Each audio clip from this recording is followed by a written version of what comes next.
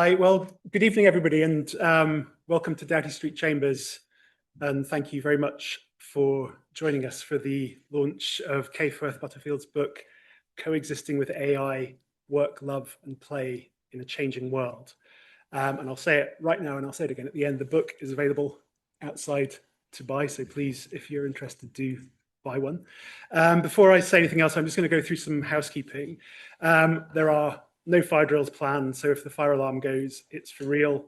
If the fire alarm goes, Ray and Tallulah will be ready to guide you to the exit. And if you happen not to be in here when the fire alarm goes, just make your way to the nearest fire exit. And for those joining online, there will be an opportunity to ask questions later. If you could put your questions online in the Q&A, that would be great. Okay, so I'm Graham Denholm. I'm a barrister, civil public law barrister at Doughty Street Chambers and co-head with Kay of the AI team in Chambers, which has been up and running for several months now. Kay is an associate member of Chambers and a leading expert on AI. Her work focuses on AI governance and the responsible and effective use of AI within organizations, amongst other things. She's the CEO of Good Tech Advisory. She's a barrister, former judge, and a former professor. Previously, the inaugural head of AI at the World Economic Forum. She was noted in the Forbes 50 over 50 in 2024 in the innovation category. And her standing as a leading voice in AI is illustrated by her recent invitation to participate in the New York Times debate at Davos just, I think, a few days ago, where she successfully opposed the motion, AI will succeed where humans have failed. And to this list of achievements, she adds authoring this book, Coexisting with AI, which is a fascinating and wide-ranging survey of the multiple ways in which AI may or will impact on human life across multiple spheres, from human relationships to work to healthcare to warfare and beyond. And in the book, and I've been working through it, reading through it the last couple of days, it really does combine a sort of depth of knowledge with accessibility and covers a lot of areas which people who are interested in AI may not have seen covered in the sort of broad-ranging public discussions that are taking place. Kay and I are joined by our colleagues, Karlia, Lykourgou, pronounce that right, and Amelia Nice. Karlia is a leading barrister in the fields of crime, regulatory law, and public law. And her regulatory practice focuses on data protection, privacy, and technology regulation. She has a particular interest in AI, which I think you've been doing some studies in recently as well. Is that right? I've been studying boning on the middle. Yeah, and she's just very recently published an article on Chambers' website about the regulation of AI-generated sexual deepfakes and avenues for redress in that area, together with our colleague Harriet Johnson. And Amelia is a leading barrister and mediator working across extradition, court of protection work, and public inquiries, and has a wide interest in AI, both in its sort of wider impact and in the way in which it's being deployed by those of us working in the legal sector. So the structure for this evening is that Kay is going to give a short talk. That's going to be followed with some discussion on the panel, and then we're going to open it up to questions from the floor and from people participating online. We've had to make a late start, and I think unless it's going, well, we're going to take the full hour. Apologies in advance if that causes problems for anyone, and obviously feel free to leave if you have to. But there's a lot to cover, and we're very pleased to have Kay here, and we hope that you'll stay with us for the full session. So with that, I'll hand over to Kay. Thank you, Kay. Thank you very much. So first of all, thank you very much for coming. As you probably saw when you came in, a lot of people signed up for this, and you are the amazing people who fought through the rain and the storm to actually be here. So I'm really grateful to you for coming tonight. And there's lots of things I could talk about in terms of the book, but I thought I would actually start because I've just been asked by a few people who are here about Davos. This was my 9th Davos, and it changes. It's particularly changed in relation to AI. So 3 years ago, I suppose everybody was talking about this thing called AI, forgetting, of course, that most of us have been doing work on AI for a long time before that. But there's, this amazing thing. And then there was the year that, so it was all about buy. And then last year it was more about buy but. And this year it was really interesting because it was about can anybody make money out of AI? And how do you use it so that you do make money out of it? And then there were the conversations about governance of AI and how do you govern AI in your companies so that you can be compliant. And then, of course, the conversations about regulation, because obviously in Europe, we've got the EU AI Act, and in the States, we've got lots of states with laws that they're fighting to keep against President Trump's executive order, which says that the states can't actually regulate on AI anymore. So I think that the New York Times debate was really a microcosm of those conversations. And I would say that, well, we won convincingly. And so that helped me to believe that even in Davos, where it's very commercial first, people are beginning to have concerns about, well, what does this mean to for people? Jamie Dimon, who is the CEO of JP Morgan, actually said that he might be able to lay off people for AI to do their jobs, but maybe that wouldn't be so good to do that because who's going to buy his products if there aren't any people in work?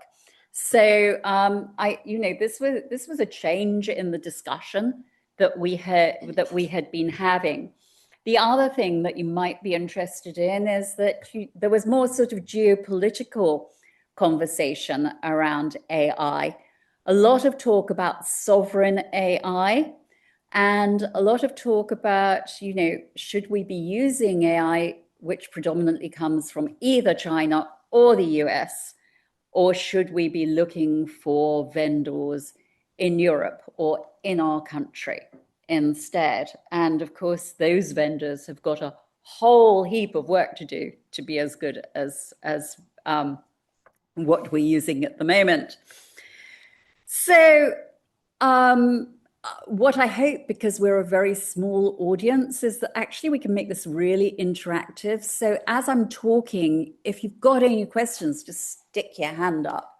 Okay. So why did I write the book? Well, I feel very strongly that politicians are making decisions about AI, whether to regulate, whether not. Companies are making decisions about how they govern AI, and we are being expected to use AI, and yet none of us have any training. And it sort of feels to me a little bit like, well, would you drive a car if you didn't pass the driving test? And so it seemed to me that AI literacy was all about this is how you use the tool, but not so much about how using the tool might affect you across the whole of your life. And there may be some times that you don't want to use the tool. And so I start with, this is not to tell you what to do, but this is just to give you enough information so you can decide for yourself what you want to do. I based it on Shakespeare's 7 Stages of Man. And so I start with infants and I finish with death, birth to death. And one of the fun things about having done that is that I now have a Broadway producer and director on board and some money towards turning it into a musical. So soon everybody will be singing about this, I hope. So let's look at some of those different ages. You know, for a long time, in fact, since 2017, I have been very worried about the fact that there is no labeling on the toys that our children who are under 6 actually use that have AI in them. So you're, as parents or grandparents, you're told this would be a good thing for your child because it'll help them to be in advance of all of their peers.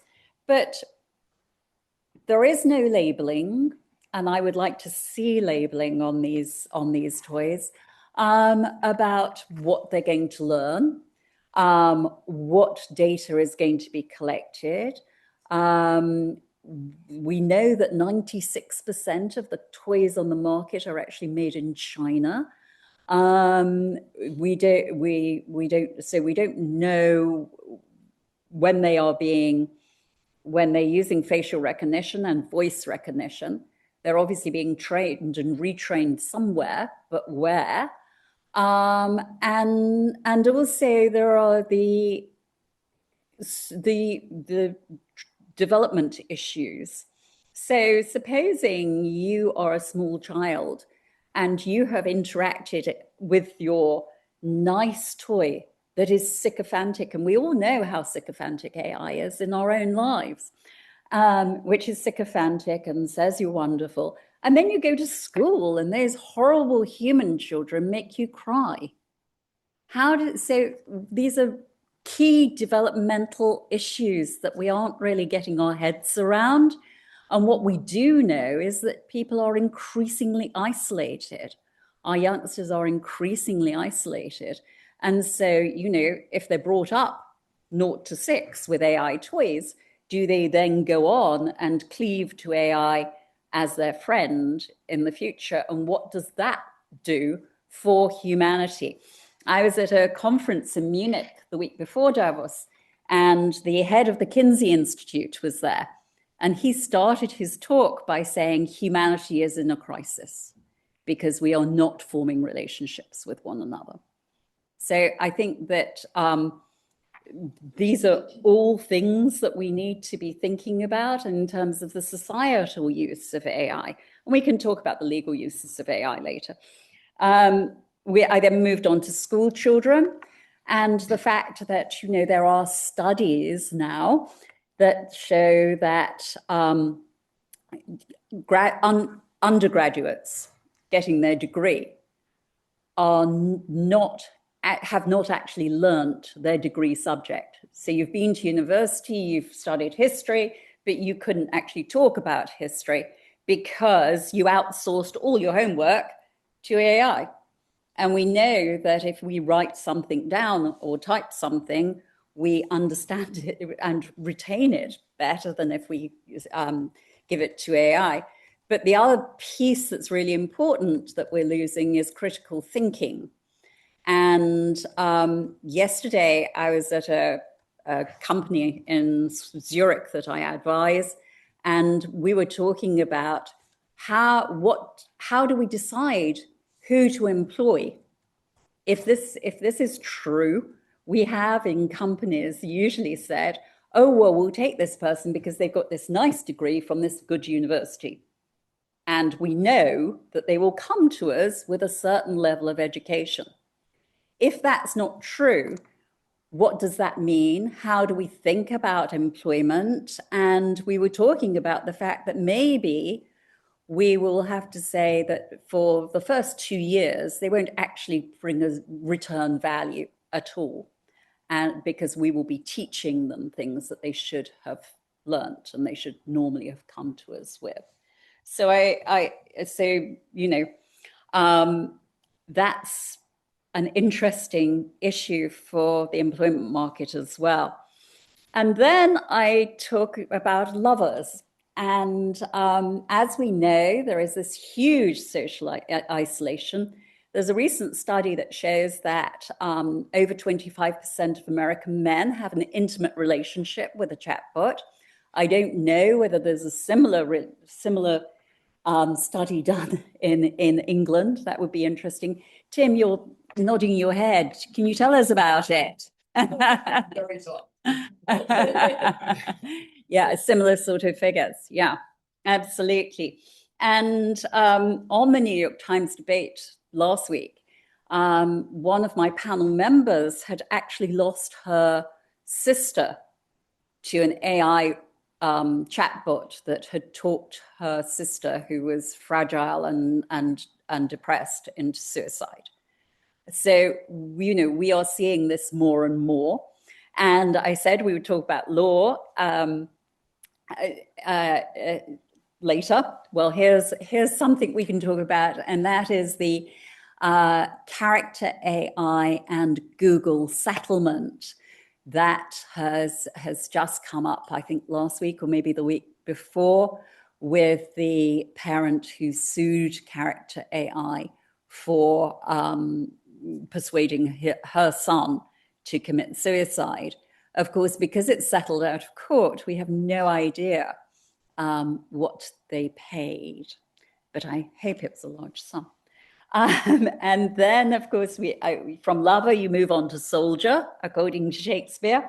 And what we know is that the US government has ramped up the use of AI across its military. And I was interested to see a fully autonomous helicopter in the UK. My daughter's a pilot in the US Air Force, and so I feel that it's only a matter of time before she's replaced. Whether that's a good thing or not, maybe we can talk about. The justice comes after that. And obviously I've talked about law, but I've also talked about things like surveillance and how AI empowers dictators. I've looked at the impact of hallucinations and deepfakes in court cases and how it impacts the human right to redress in law.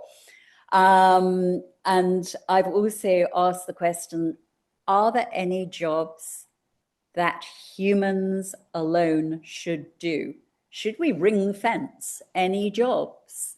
And, you know, obviously raise that on the basis of the increased suggestion that AI would make a good judge.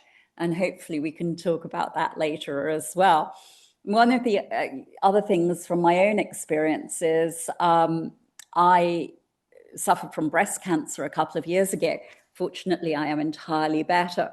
But when my medical oncologist found out what I did, she said, well, wouldn't it be amazing if we could use AI to walk you through your journey with cancer? And I said, wouldn't it be great if we could put AI in your back office so that you, the human, could walk me through my journey with cancer? And I think that, you know, these are some of the decisions that we human beings need to be making now. And that's one of the reasons I wrote the book, so that more and more people, you know, your neighbor, your parent, your child, your politician, can actually have this conversation about what do we want. We humans should be not the AI age, but the human age using AI. And then, of course, we moved to the pantaloon. Well, I just used that in terms of business and good governance of the use of AI in business. We know, for example, that people using AI, and now there's this thing called work slop. And if someone uses AI badly in your company, it can take up to 2 hours for another employee to unwind that and make it right again. And then finally into old age. I haven't seen a conversation around do we want to be cared for by AI-enabled robots, or do we want to be cared for by people? And that's a fundamental conversation for society, because if we want to be cared for by people, we need to perhaps allow more immigration, which is a huge topic in many countries, and or we say, yes, we're prepared to be looked after by robots. And we're seeing that actually play out in Japan, where they have definitely made the decision not to have immigrants. And then I look at the future. And I think the future is something that we should be co-creating, which is the purpose of the book. And so just a few things that I pick out. There is a growing debate in the United States at the moment, and we had it in Europe and decided against it, that AI should have legal personhood. And I'd be really interested in what your view is on that. The Europeans, I don't know, 5 or 6 years ago decided no. There are, I think, sustainability issues, the hallucinations, even though the models get better, the hallucinations are still up to 60%. And, you know, that is significant, and we're seeing that in law. There was a paper in Nature in August that said in clinical diagnostics, the hallucinations ran at 88%, and even after retraining and retraining, they only got it down to 23%.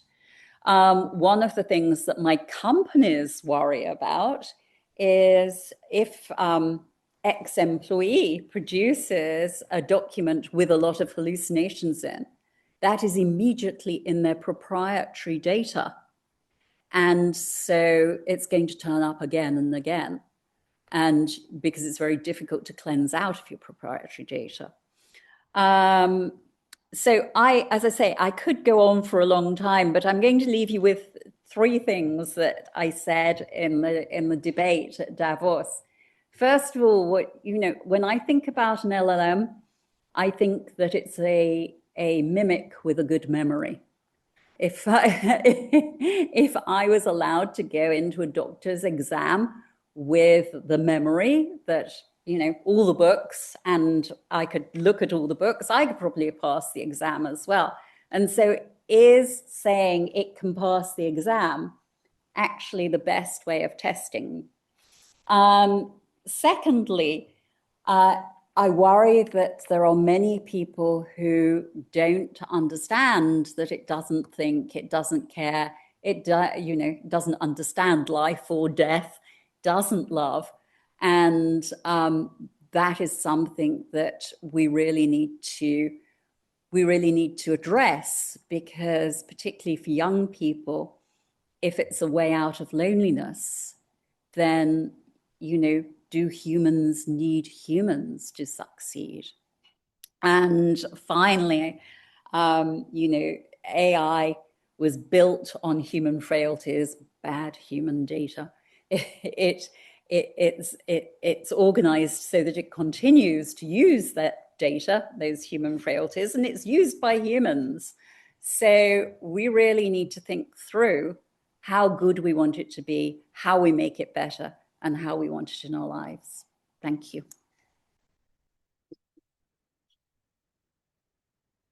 Thank you very much. I'm going to ask Amelia to kick off the discussion.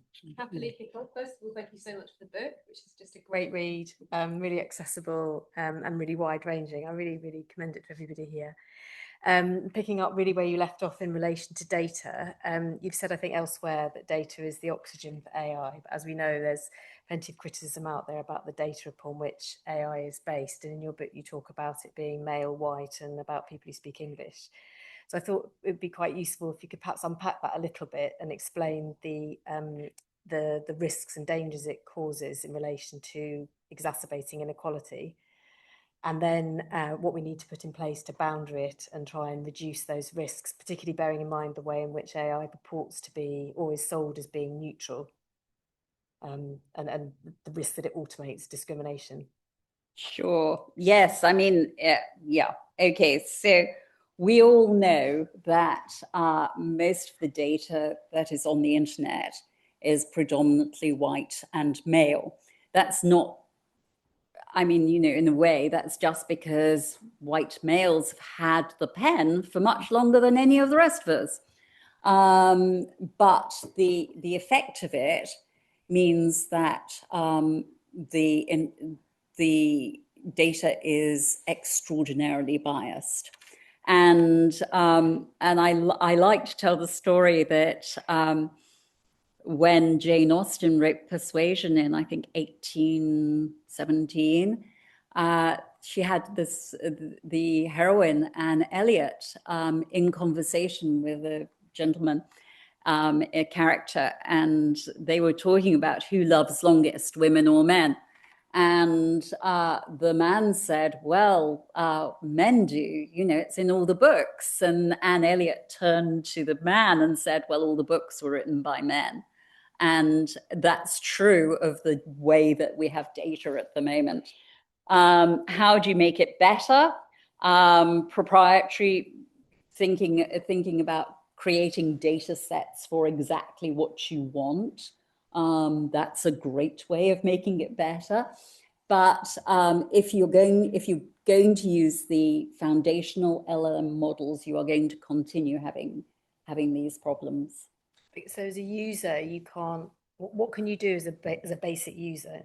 As a basic user, I guess the best thing you can do is to ask it more detailed questions. I think we tend to ask a question in the same way as we might do search. But if you treat it as an expert and have a conversation in the way that you might have a conversation with an expert in a field that you don't understand, then you can begin to dig deeper and try and stop it bringing in these biases. But what you have to understand about the data is that it's based upon us frail people, and there's a lot of fiction in there. There's a lot of unrepresentative data in there, and it's this big cloud surrounding some nice gold nuggets and that you want to be able to pull out. So partly the data just isn't out there yet for the AI to find, essentially putting it in very lay terms. Is that right? Yes, and if you think about women in medical terms, in the United States, women were not actually allowed to participate in medical studies until 1965. It's no wonder that there is more that the AI is more capable of looking at how to address heart attacks in white men than in women. I mean, just coming in on that, I'm thinking about an example that somebody explained to me about the police use of crime data in terms of predicting both who will potentially be a victim of crime and areas in which crime is going to take place. And even working with a sort of limited data set where that police force was using their own past historical data to feed the AI tool, that where past policing decisions had potentially been informed by biased thinking in the policing at the time. Mm-hmm. It's then fed into the AI tool, which then dictates future policing decisions, which then sort of reinforces the data set. So even with a closed data set like that, you still have the risk of the biases being perpetuated. Yes, absolutely. That's a really good example. I mean, one of the famous early examples with AI was where American judges were using AI to help them make bail decisions. And the AI was giving bail to white alleged murderers and putting black people in prison for motoring offenses, because the data was so skewed by what had previously happened in the law, which was extraordinarily biased against black members of society. Karlia, do you want to come up with your Yes. question? I just want to say how much I really like the book because it's Do you want so. to switch your microphone Oh, up? sorry.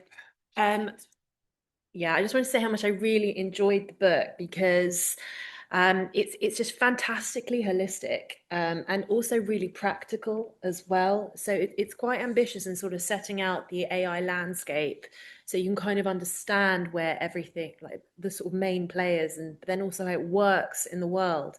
But then kind of advises you some ways that you can interact with it in a way that works for you. So, for example, I don't know if you're going to use DeepSeek to know that the information that you put into it is going to go to China, but if you download it, then it would stay on the server and it will stay on your kind of internal system. So it's kind of these little nuggets I found really interesting and helpful. And one of the things I wanted to ask you was AI growth at the moment just seems to be exponential. It just seems to be more is more, and governments, especially the UK, seem just so keen to integrate it into everything. And a lot has been promised by companies, especially like OpenAI. But reading the papers, the profits don't seem to be meeting the investment. And there are so many issues arising with the implementation of the technology. We look at deepfakes, issues with the data sets, bias, etc. So my question is the AI bubble likely to burst? And if so, when? Okay, so well, Sam Altman said that he thought that the bubble might be going to burst. Well, that was probably November last year. And just last week in Davos, Demis Hassabis, who is the CEO of DeepMind here in London, also said that he didn't think that that what we had at the moment, the foundational model, the LLM, was the way forward. OpenAI spends $1 billion a quarter on the work that they're doing at the moment. How sustainable it is to spend $1 billion a quarter and have perhaps no pathway to profitability. I think that's part of the problem. But the real problem is if it isn't it. I think that we will be using LLMs for writing our emails and doing the sort of business type things that we're using it for at the moment. The real successes from AI will come from a combination of what we have at the moment and the causal or symbolic AI that we used to have before deep learning got as powerful as it has. Really interesting. And I wanted to ask as well, because so much has been promised, but there's a huge amount of resources that these models take up. And in order to achieve some of these promises, like getting rid of cancer and solving climate change, people like Sam Altman have said, well, we need this short-term pain, all these data centers consuming huge amounts of energy and people being laid off in order to achieve these end goals. Is it realistic what's being promised? Well, first of all, I'll come back to that. But first of all, I did just want to pick up the government. I think the government's in a really hard bind because, you know, we in the UK, we have zero growth at the moment. So they've got to have growth from somewhere. And I think that's why there is a feeling that you've got to go to AI because it's the new hot thing that's going to produce growth. There's a lot of investment in startups. I think it would be worth doing an analysis of how many startups actually become Amazon or Microsoft before you put all of your hope in one particular bundle. But clearly there is a need for the government to do anything, so to do something. So I do feel sorry for the government that they are in this bind. I'm not sure that AI is the way forward for them. So just coming to the sustainability bit,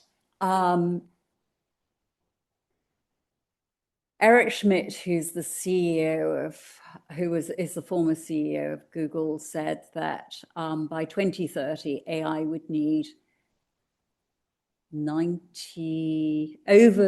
to 95% of the world's energy. Obviously, that's not sustainable. We need data centers. We need responsible building of data centers. So things like in Finland, using the heat to heat villages that are nearby. Microsoft just did a deal with President Trump to say that they would underwrite any increased costs of electricity around data centers, because that was something that people who lived in the area of data centers were very worried about. There is a lot of concern, and you read it almost everywhere, that says, okay, it's supposed to cure climate change, but we haven't seen any real movement towards curing climate change. And we are being asked as a society, and it is something that perhaps we should all weigh in on, to hope that it will. And we don't know. Yeah, I wanted to ask you, the chapter in the book on AI and warfare is absolutely fascinating, and it's an area. I mean, I think one comes away with the very clear sense that it's something that's absolutely critical in a sort of wider understanding of the potential impact of AI. But it's not one of the areas that's picked up on in the sort of general public discussion of AI. So certainly not to the same extent as impact on the workplace and impact on human relationships and those sort of things. And you talk about the concept of a lethal autonomous weapon as a weaponized device, or a weapon that can identify, select, and engage targets with lethal force without further intervention by an operator. And you give examples of that range, sort of increasing levels of nightmarishness, sort of ranging from weaponized vehicles that are controlled by AI through to large drones that are controlled by AI that are carrying swarms of hummingbird-sized drones that they can deliver to a target area, and then those small hummingbird-sized drones can be released to seek out and attack targets without human intervention, all the way through to the pretty staggering concept of the entire American nuclear arsenal being given AI capabilities. And you also talk about in the history of AI and AI-enabled weapons as a concept, discussions and pressure around trying to regulate them, because the potential harms, you characterize them as being greater potential harms than nuclear weapons because of the potential for them to be utilized by individuals as well as states. But I mean, I was just thinking, and sort of pertinent to your recent experience in Davos, as the sense of a kind of rules-based order in the world slips further away, I mean, what prospect is there of, and as there's an arms race between countries and companies to develop these sort of products, what scope is there really for regulating the development of truly terrifying autonomous weapons? Well, I'd like to say something intelligent about that, but the word I'm going to say is none. So we have been trying since 2012. I'm looking at the two guys at the front because they've been in this conversation as well. I think 2012, maybe earlier, to get them described as a weapon of mass destruction and get some treaty about it around them. But we failed. Russia, America, China, the UK, and probably some others that are not coming to mind, are all moving to autonomous weapons. Lethal autonomous weapons, the ones that are told to, go and find Graham and kill him. And then you don't have to put a human in the loop before you get killed. Autonomous weapons are the ones where a human is kept in the loop, and the final decision about killing is actually the humans. What we're finding about putting humans in any loop, and this was actually a conversation again I was having with this company yesterday, because the European AI Act requires humans in the loop in certain aspects, it is that, you know, humans get bored and so they just press the button. Humans don't see the drift in the way that the AI has been trained, drifting away from its original purpose because it's going slowly. Humans need to be revolved out of that role, because otherwise they get stale and they miss things. So the answer to your question is we aren't going anywhere with treaties, and in the new world order, Trump has already just last month, I think, pulled out of another 60 UN conventions. Yeah. The thing I worry about with lethal autonomous weapons is not only lethal autonomous weapons and the fact that we haven't got a Geneva Convention that deals with them at all, but also that what we often see is military-grade weapons come to our streets for civilian policing, more so in the States, obviously. Thank you. Yeah, fascinating. Not much I can come back on that. I'm sure we could come up with a lot more on the panel, but I thought it would be useful at this point to open it up to the floor if there are other questions. Oh, yes. So if we got is Ray outside who can do the microphone? Oh, thank you so much, Catherine. Sorry.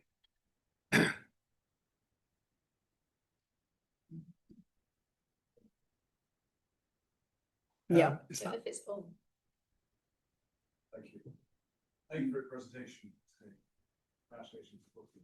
Thank you. I want to go back to the concept of quality. AI is often described as global technology development, but across the world, particularly South, they lack the basic infrastructure to reach these heights that we're talking about. Yeah. So my question is, how does one avoid a situation where taxation would bring just limited?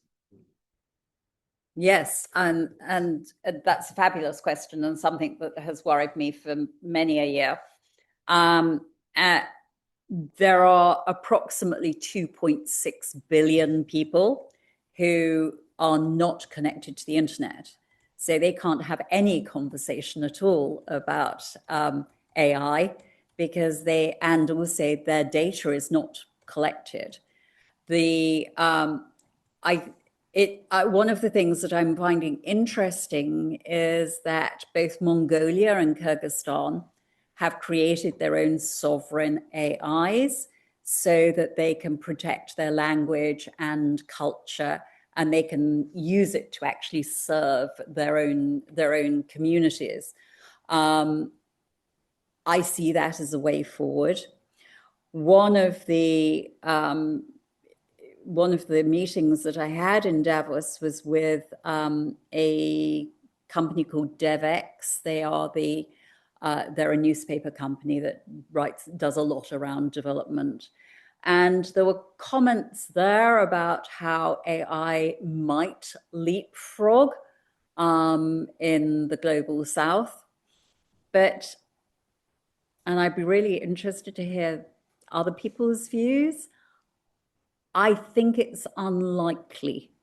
I think it's unlikely that we will see a competitor to OpenAI come out of Africa, for example. But it might be that you do see sovereign AIs coming up. And so you have different cultural nuanced AI systems, and they skip the American ones. I don't, it's a developing area, and I worry about it enormously. I don't have good answers for you. I wish I did. Does anybody else have any thoughts on this? Because I do think that it is a critical thing, because we're seeing this sort of digital divide happening between North and South, but also happening within countries in the global North as well. People who have access, people who understand what the tools can do, people who can use the tools. Yes, Tim. Sorry, do you mind just waiting for the microphone? Thank you so much. One way I think clearly there's a makers versus takers debate here. And on the makers side, it may be very hard for anyone outside US or China to fundamentally be makers. I do think that there's a potential for this to be a fundamentally transformational opportunity for Africa, for example. So if you think about what Africa's got going for it, it's got pretty good Wi-Fi access, but I mean, often better I was in Senegal recently, it's better than central London in terms of Wi-Fi access. You have got power that is about to be decentralized. So you've basically got, thanks to solar, you'll effectively have quasi-free power, and you'll effectively decentralized power in the same way that mobile phones jumped ahead of the sort of fixed line phones. You'll then get the ability to potentially have access to frontline healthcare. Now, clearly, it may not be as good as the top level specialists, but you're going to get effectively doctors available on phones, first line, pretty much everywhere. You're going to get the ability to access some form of education pretty much everywhere. You're going to get the ability to jump across some of the language barriers that may historically be an inhibition, and also some of the issues around literacy and so on. And then you've got massive demographic boon. So I think potentially there's a really big opportunity for huge swathes of the world to benefit from this. And if you take a step back, I think what we're going through an industrial revolution at the moment. At the end of most industrial revolutions, there are more people employed than there were at the beginning, but often is not in the same place. So I think actually places like the UK are probably more open to losing jobs in the way that, say, Indian weavers were in the 19th century. But the really big opportunity may come in other parts of the world where suddenly there's access to opportunities that may be more limited at the moment. But I think first we've got to make sure that the infrastructure is there. Secondly, we know that China has made great inroads into both Africa and Latin America. And so, they're pushing as they built roads, they're now pushing their own AI systems, and that in itself will be different. I'm not saying good or bad, but different for the way that people use the tools and the tools that they use. I hope that Tim is right. And we did some work when I was at the World Economic Forum on providing a triage service for people who are sick in Rwanda. In Rwanda, they only have one doctor or 3 years ago, they only had one doctor for every 27,000 people. AI is bound to be better. At least some AI is bound to be better in those circumstances than no AI. But we could also debate that. We're also seeing and I was talking about the digital divide internally in countries. You may have noticed that because the Congress didn't refund some of the Obamacare legislation, a lot of people in America have just lost their health insurance or can't afford to pay it. And OpenAI has just last week or maybe the week before invited people to upload all of their medical records to OpenAI, and so that OpenAI can be your doctor. To me, there are enormous data issues there. But there was another question from someone. I was going to say, can I jump in with a few questions from the from the online audience, for which many thanks. There are 3 questions, all of which have a broad theme around regulation. So if I perhaps read out all 3 questions, and you can pick up on the themes. So the first question being, at what point does AI stop being a product and start being part of the environment? And who is accountable when an environment causes harm? The next question, how do you think we can design AI regulation in the UK in a way that's strict enough to protect people, but flexible enough that innovation doesn't just migrate elsewhere? Yeah. And the third question, sort of broadly along similar lines, industry level regulation is often framed as raining on the parade of AI innovation. What would it take to flip that narrative so that good governance could actually become a competitive advantage? Okay. Well, I actually was in a meeting with someone in a small group meeting in Davos last week, where a friend of mine who has been formative in doing in thinking about regulation in England on AI said, if anybody says that regulation will stifle innovation, I'm going to punch them. So I sort of feel the same way. We have always regulated things that might harm us. This might harm us in many ways. So and does it change innovation? Well, maybe, but maybe it helps innovation. So let's take cars, for example. It didn't stop people making cars having regulation. It just kept us safer because now we have brakes and seat belts. And actually people innovate and sell us cars based upon the safety of those cars. So I feel like punching people too about this. And that's and the flipping of the narrative really has to be, if we do it wisely, we will have good outcomes from AI. If we don't do it wisely, it may harm us. And if you're a business, most of my clients are Fortune 100 companies.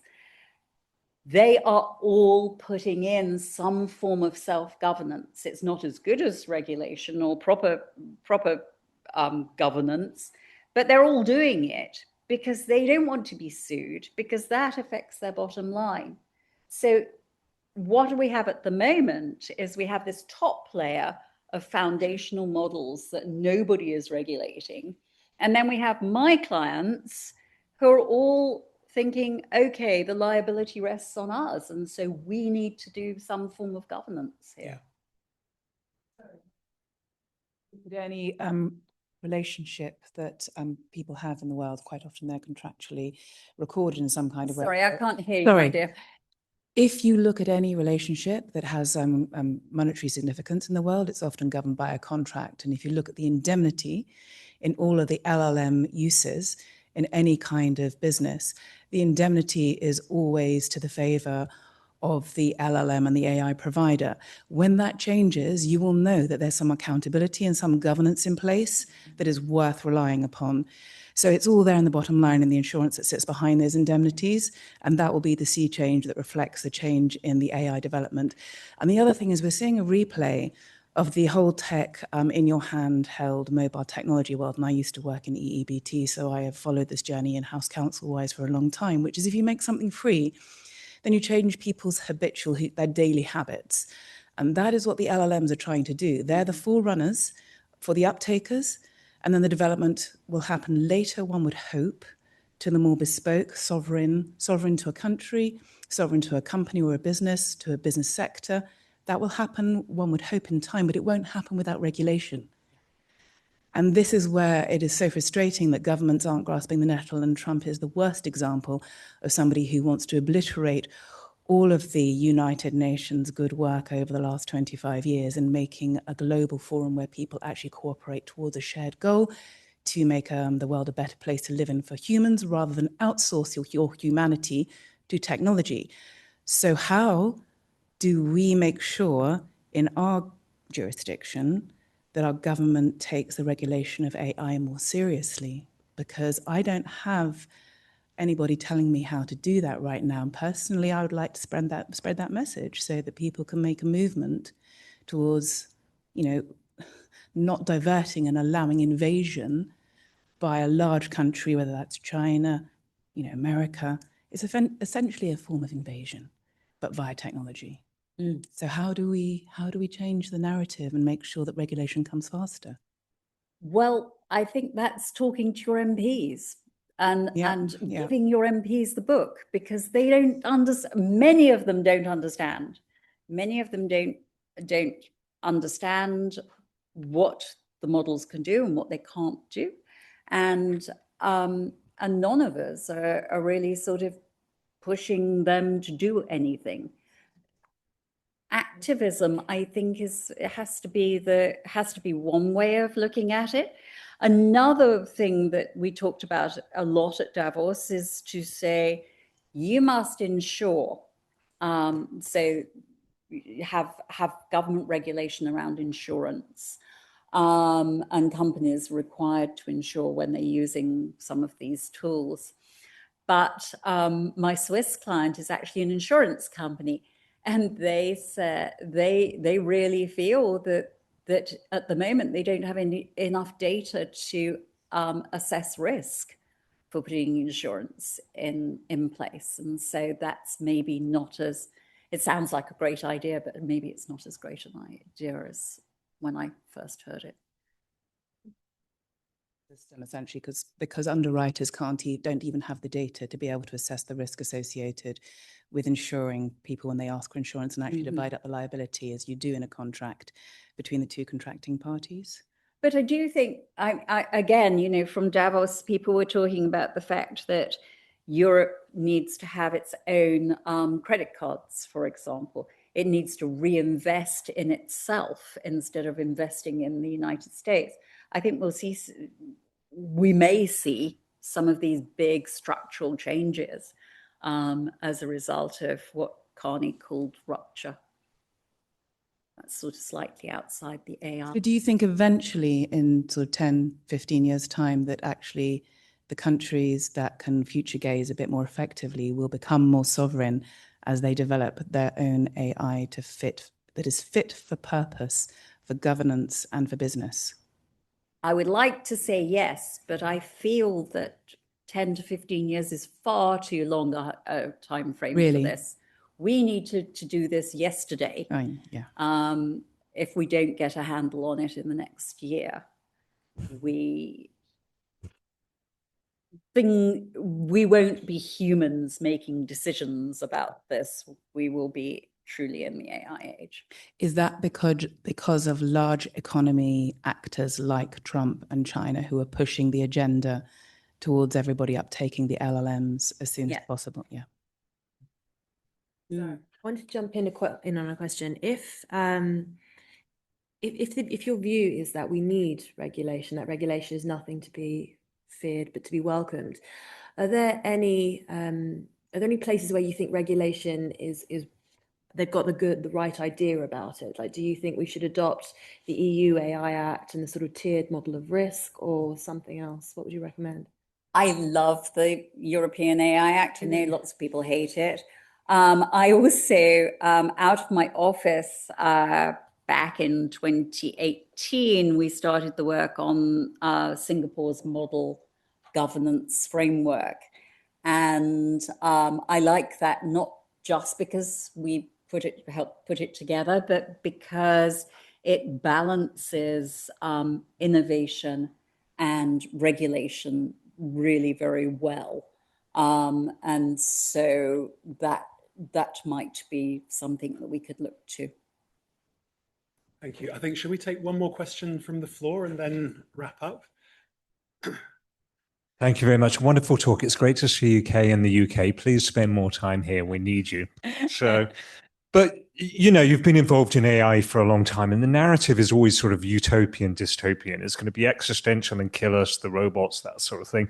Or it's going to be utopian. It's going to solve cancer and things like that. But one of the risks I'm really interested in your thoughts on, and also feedback from Davos, where you had all sort of the global world leaders, is what's this going to do for jobs? And what's quite scary about AI for the first time is it's able to do sort of white collar jobs, service type jobs, legal jobs, consultancy jobs, and jobs that we thought were the sort of the preserve of our higher intelligence. But I'm just curious what you think the risk of this is, and how do you think we as society need to react to the potential impact on jobs? Well, as I say, Jamie Dimon said, well, you know, I can't let AI take everybody's jobs because otherwise I'll have nobody to sell to. And so I mean, I think this is a conversation that we need to be having. I think I've said that a lot today, but it truly is. If we do move to having a lot of people unemployed, then we have to think of a different economic model. And the different economic model that's proposed out of Silicon Valley is that we will have an abundant economy and everybody will have something. And so we don't need to work because everything's free. It's a Star Trek model. And I think you probably were with us when we examined the model at the World Economic Forum. And if we are going to do that, we have to start preparing people now to think differently about what it means to work and earn money, and participate, because we value ourselves, for good or ill, by what we do, and what we earn, and how big a house we live in, and those sort of things. So I don't know any government, and some people here who are closer to government, the UK government, may know what the UK government's thinking about it. But I don't know of any government that I have worked with who is really thinking about how you would even move forward with an abundant economy and persuade citizens that this might be the way forward. One of the things that I think it's important that we keep in mind is that actually we are an aging, unlike the global south, we are an aging population. And so as so many of us, I think by 2060, large numbers of us will be over 60, whereas in the global south, and 1 person in every 4 will be African in 2030, and they're obviously a younger population. So as we in the global north get older, we have to either have immigration or we have to have AI to do our jobs. So how much this is we will lose jobs now, but we will be grateful later, I think that again is a conversation that perhaps governments and companies ought to be and citizens. What do we want? What do we want from this amazing tool? I've said a lot of bad things about AI, but I genuinely think that we need it, and I am hopeful for it. But if we don't get it right now, I will not be hopeful. Yes. I think there was a similar discussion when the microchip came into something which was going to revolutionize not just the work environment, but also increase and give us more leisure time and have some sort of minimum income that we can rely on to use during that leisure time. But that didn't really materialize, did it? Sorry. It didn't materialize, so I'm not the UBI. Not sure. Well, with the microchip revolution, yes, similar discussions. Yeah. Yes. It never actually materialized in the way it was envisaged, and I think that's going to be the same with AI. Yeah. I think we will end up doing more work harder to service the AI. Well, I mean, I think as lawyers you are, because you're having to catch all those hallucinations and deep fakes before you go to court at the moment. That's certainly causing, I would say, more work for you than you would have had before. Well, thank you very much indeed, Kay. So I think that I'm sure there are more questions. We're going to be having drinks afterwards. If feel free to speak to the panelists, to speak to Kay after the event. But I think we need to draw this to a close now. So thank you again, Kay. It's a real privilege to have your thinking and insights on this area. The book is brilliant. Good luck with it. I hope it's the success that it deserves to be. So yes, thank you very much indeed. Thank you. You too. And thank you to everyone who's attended both in person and online, and apologies to those people who sent questions online that we weren't able to get to. Just a reminder, the book is for sale outside. Do buy a copy if you've been inspired by what you've heard. We all strongly recommend it.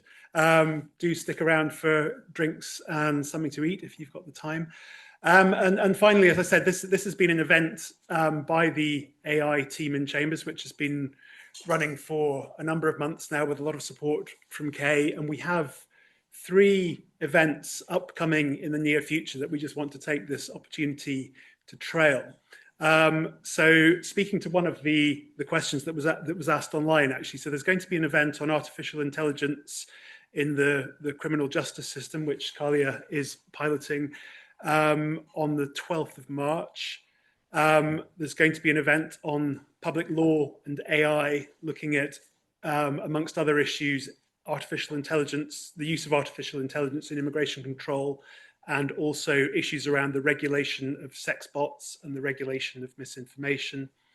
And then with a more sort of practitioner-focused view, there's going to be an event on the 18th of May looking at AI and legal practice, the view from the bar, our experience as barristers trying to work with AI, looking at some of the regulatory issues around AI use in legal practice and so on. So if this has been of interest to you, do please join us for some or all of those events. But as I say, stick around for a drink, and thank you very much indeed. And thank you to Kay.